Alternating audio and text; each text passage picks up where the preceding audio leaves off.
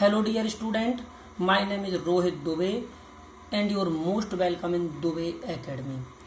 आज हम पढ़ने वाले हैं कक्षा 9 गणित के अंतर्गत चैप्टर नंबर 7 का बेसिक।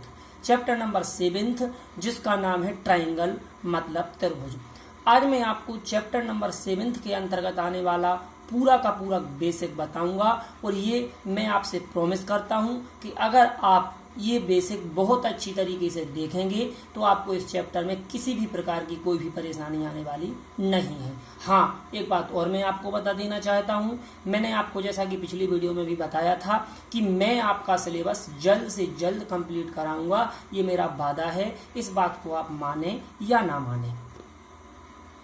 ये जो वीडियो होगी या मैक्सिमम 5 या 6 मिनट की होगी, जिसमें आपको मैं पूरा का पूरा बेसिक बताने वाला हूँ। जैसा कि इस चैप्टर का नाम है ट्राइंगल। ट्राइंगल मतलब होता है त्रिभुज। ट्राइंगल मीन्स क्या होता है? त्रिभुज। तो इसके अंतर्गत हम ट्राइंगल को पढ़ेंगे। ट्राइंगल मीन्स त्रिभुज। हम जानते हैं त्रिभुज मतलब एक ऐसी आकृति जिसमें 3 भुजाएं होती हैं। यहाँ लिखा हुआ है, आप देख सकते हैं ट्राइंगल। मैंने यहाँ इसकी डेफिनेशन बनाई है अपने हिसाब से, जो कि बहुत ही इजी है और छोटी भी है। Triangle, triangle is a close shape with 3 side. मतलब ट्राइंगल एक ऐसी आकृति है जो बंद है और 3 साइड से मिलकर बनी हुई है। अब मैं बताना चाहता हूँ कि ट्राइंगल कितने प्रकार के होते हैं। तो there are 2 type of triangle. मतलब ट्राइंगल के टोटल कितने? 2 टाइप हैं। 2 टाइप, इसको 2 प्रकार से बांटा गया है। पहला है बाई साइड और दूसरा है बाई एंगल। तो सबसे पहले मैं आपको बताना चाहता हूँ बाई साइड यानी क्या? भुजाओं के आधार पर। साइड क्या होता है? साइड मतलब होता है भुजाएं। तो ये हो गया भुजाओं के आधार पर। और बाई एंगल, एंगल मीन्स होता है क्या? कोण, यानी कोण के आधार पर। तो सबसे पहले अपन देखते हैं क्या? बाई साइड यानी भुजाओं के आधार पर। भुजाओं के आधार पर ट्राइंगल 3 प्रकार के होते हैं। जैसे कि पहला है इक्विलेटरल ट्राइंगल। इक्विलेटरल ट्राइंगल मतलब होता है समबाहु त्रिभुज। क्या होता है? समबाहु त्रिभुज। समबाहु सामान्य सी बात है, उसके नाम से ही पता चल रहा है। समबाहु मतलब जिसकी तीनों की तीनों भुजाएं इक्वल हों, बराबर बराबर हों। यहाँ अपन देखते हैं कि A B equal 5, B C equal 5 और ए सी इक्वल भी 5। इसका दूसरा टाइप जो रहता है वो रहता है आइसोस्केलेस ट्राइंगल। आइसोस्केलेस ट्राइंगल मतलब होता है समद्विबाहु त्रिभुज। समद्विबाहु त्रिभुज का मतलब है एक ऐसा त्रिभुज जिसकी 2 भुजाएं इक्वल हो, तीसरी भुजा उन इक्वल साइड से कुछ भी हो सकती है, अलग हो सकती है। जैसा कि यहाँ अपन देखते हैं कि यहाँ पर 2 इक्वल साइड जो है वो 5-5 है और ये जो तीसरी साइड जो है ना, ये 3 सेंटीमीटर या 3 यूनिट है। अब ये 5 के अलावा 4, 6 या कुछ और भी हो सकती है। और तीसरा होता है क्या? Scalene triangle. स्केलन ट्राइंगल का मतलब होता है क्या? विषमबाहु त्रिभुज। विषमबाहु त्रिभुज मतलब जिसकी सभी यानी तीनों की तीनों भुजाएं अलग अलग होती हैं। तो ये हमने देखा त्रिभुज का प्रकार साइड के आधार पर। दूसरा अब हम बात करते हैं क्या? अब हम बात करते हैं बाई एंगल यानी कोण के आधार पर। तो कोण के आधार पर भी ट्राइंगल 3 प्रकार के होते हैं। जैसा कि आप देख सकते हैं acute angle, acute angle triangle. Acute angle triangle उस ट्राइंगल को कहते हैं जिसकी तीनों के तीनों एंगल 90 डिग्री से कम हो। और ये तो अपन जानते हैं कि ट्राइंगल की तीनों एंगल्स का सम तो 180 डिग्री होता ही है। तो जैसे कि मैंने यहाँ देखा, एक एंगल है 50 डिग्री, एक 60 और एक 70, और इन सभी का हम सम करते हैं तो सम 180 डिग्री ही आता है। ये हुआ एक्यूट एंगल ट्राइंगल। दूसरा होता है right angle triangle. Right angle triangle उस ट्राइंगल को कहते हैं जिसका एक एंगल 90 डिग्री का हो यानी 90 डिग्री का हो और बाकी के बचे हुए 2 एंगल कितने भी डिग्री के हो सकते हैं, लेकिन क्लियरली उन दोनों का सम तो 90 डिग्री होगा, क्योंकि ट्राइंगल का पूरा एक तो 180 डिग्री होना ही है। ये तो रूल है ही, परमानेंट रूल है ये तो। तीसरा है obtuse angle triangle. Obtuse angle triangle का मतलब होता है कि जिसका एक एंगल 90 डिग्री से कुछ ज्यादा हो सकता है वो 95 हो, 100 डिग्री हो, 105 हो, 110 हो, मीन्स 90 से ऊपर होगा और 180 से कम ही होगा ही श्योरली। और बाकी के 2 एंगल तो क्लियरली 90 डिग्री से छोटे होंगे ही। तो इस प्रकार से ये हमने देखा कि ये जो है ना क्या है? ऑब्ट्यूस एंगल ट्राइंगल है। तो ये ट्राइंगल के टाइप हो गए। इसके बाद अब हम बात करते हैं कॉन्ग्रुएंट ट्राइंगल की।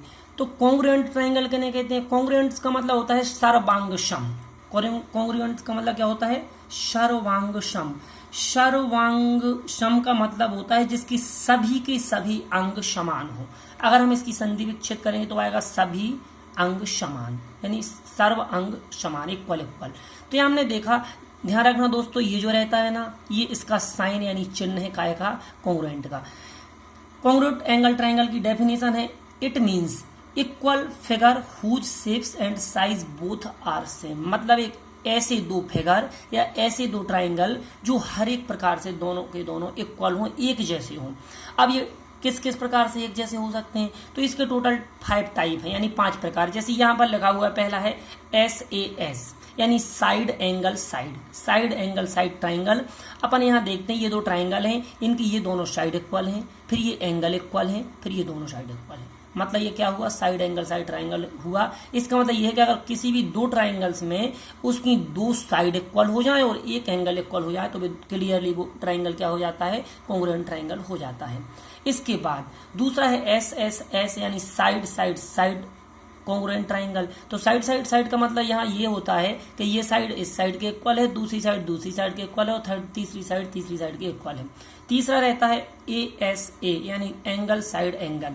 मतलब यहाँ पर ये देखते हैं हम, ये एंगल, ये साइड और ये एंगल, ये तीनों के तीनों इक्वल हैं, क्लियरली ये कॉन्ग्रुएंट है। चौथा है AAS यानी एंगल एंगल साइड। तो यहाँ पर ये वाला एंगल, ये वाला एंगल, ये वाला एंगल, ये एंगल और ये साइड और ये साइड, तो एंगल एंगल साइड ये भी कॉन्ग्रुएंट होगा। और तीसरा रहता है दोस्तों RHS। क्या है RHS, ध्यान रखना इसमें बच्चे बहुत कंफ्यूज होते हैं। यहाँ RHS का मतलब राइट हैंड साइड नहीं है, यहाँ RHS का मतलब राइट एंगल हाइपोटेनियस साइड है। मैंने बहुत से टीचर्स को देखा है वो बच्चों को गलत बता देते हैं। मेरे पास ऐसे बहुत से एग्जाम्पल भी हैं जिन्होंने बच्चों को यहाँ RHS का मतलब राइट हैंड साइड बताया है, लेकिन यहाँ RHS का मतलब राइट एंगल हाइपोटेनियस साइड होता है। मतलब यहाँ पर दोनों के दोनों एंगल राइट एंगल होंगे और ये जो साइड या फिर ये जो हाइपोटेनियस है, इन दोनों में से कोई सा भी एक इक्वल होगा। तो ऐसी सिचुएशन में ये जो ट्राइंगल होंगे दोनों के दोनों कॉन्ग्रुएंट ट्राइंगल हो जाएंगे। इसके बाद स्टूडेंट अब मैं बात करता हूं क्या, ये वाली प्रॉपर्टी। इस प्रॉपर्टी में सामान्य सी बात ये है, इसका लिखा ये देखो, आप अगर देखेंगे तो angle opposite to equal side of an isosceles triangle are equal. मतलब वो ये कह रहा है कि एक आइसोस्केलेस ट्राइंगल में ये जो समान भुजाएं होती है ना, ये समान साइड, इनके द्वारा बनने वाली ये दोनों एंगल भी इक्वल होते हैं। कोई सा भी ट्राइंगल हो जो किस प्रकार से हो, इस प्रकार से हो कि आइसोस्केलेस हो। तो आइसोस्केलेस मतलब ये दोनों साइड इक्वल है, और ये दोनों की दोनों साइड इक्वल है, तो ये दोनों के दोनों एंगल भी इक्वल होंगे। और ये जो इसके बाद ये जो दूसरा वाला ट्राइंगल है ना, ये इसका जस्ट अपोजिट है, side opposite to equal angles of a triangle are equal. मतलब अगर किसी भी ट्राइंगल के दो एंगल इक्वल हैं तो उन दोनों एंगल के द्वारा बनने वाली दोनों साइड भी इक्वल होंगी। ये बहुत इजी है। अगर और आपको ये याद, इनकी ये जो स्टेटमेंट है ये याद रखने की जरूरत नहीं है, ये ना कहीं लिखने को आते, लेकिन आपको माइंड में रखना है कि अगर दोनों साइड इक्वल होंगी तो दोनों एंगल भी इक्वल होंगे, और दोनों एंगल इक्वल होंगे तो दोनों साइड भी इक्वल होंगी। इस प्रकार से अपना ये बेसिक होता है। इसके अलावा और कुछ भी है वो भी मैं आपको बता देना चाहता हूँ। ये यहाँ पे दो लिखे हुए हैं, दो चित्र बने, आप लोग देख सकते हैं। पहला है side opposite to larger angle is longer, मतलब वो, और दूसरा क्या है, angle opposite to longer side is larger. इसका मतलब ये है कि जो बड़े कोण के सामने की भुजा होती है वो बड़ी होती है, और छोटे कोण के सामने की भुजा होती है सबसे छोटी होती है। मतलब अपन अगर एक ट्राइंगल बनाते हैं, उस ट्राइंगल में जो सबसे बड़ा वाला कोण होगा ना, उसके सामने वाली भुजा भी सबसे बड़ी होगी, और उसमें जो सबसे छोटा वाला कोण होगा उसके सामने वाली भुजा भी सबसे छोटी होगी। इसके बाद लास्ट, इसका लास्ट है इसमें CPCT। क्या है CPCT रूल, यहाँ पर आपको दिख रहा होगा CPCT। तो इसका फुल फॉर्म होता है corresponding parts of congruent triangle. मतलब करस्पॉन्डिंग का क्या मतलब हुआ दोस्तों, तो करस्पॉन्डिंग का मतलब क्या हुआ कि यहाँ पर देखते हैं दो ट्राइंगल है ABC और DEF। तो यहाँ पर देखते हैं अगर ये दोनों के दोनों एंगल, अपन ये प्रूफ कर दें कि ये दोनों के दोनों एंगल, दोनों के दोनों जो ट्राइंगल है ना कॉन्ग्रुएंट है, तो ऐसी सिचुएशन में उसका एंगल A एंगल D के इक्वल होगा, एंगल B एंगल E के इक्वल होगा, और एंगल C एंगल F के इक्वल होगा, है ना। बस ये इसमें है। इसके अलावा एक और है कि इसकी जो साइड AB है वो DE के इक्वल होगी, BC जो है ना वो EF के इक्वल होगी, और AC जो है ना वो DF के इक्वल होगी। ये इसमें मैंने लिखा हुआ है। तो इस प्रकार से ये अपना बेसिक कंप्लीट होता है। ये जो मैंने शुरुआत में कहा था कि ये 5 मिनट की वीडियो हो सकती है, लेकिन ये 10 मिनट की हो गई, कोई प्रॉब्लम नहीं, आप 10 मिनट की पूरी देखें, और जो कुछ भी प्रॉब्लम हो तो मुझे कमेंट करें और बताएं। इसके अलावा चैनल को लाइक करें, शेयर करें, सब्सक्राइब करें। धन्यवाद, और वीडियो को पूरा का पूरा जरूर देखें।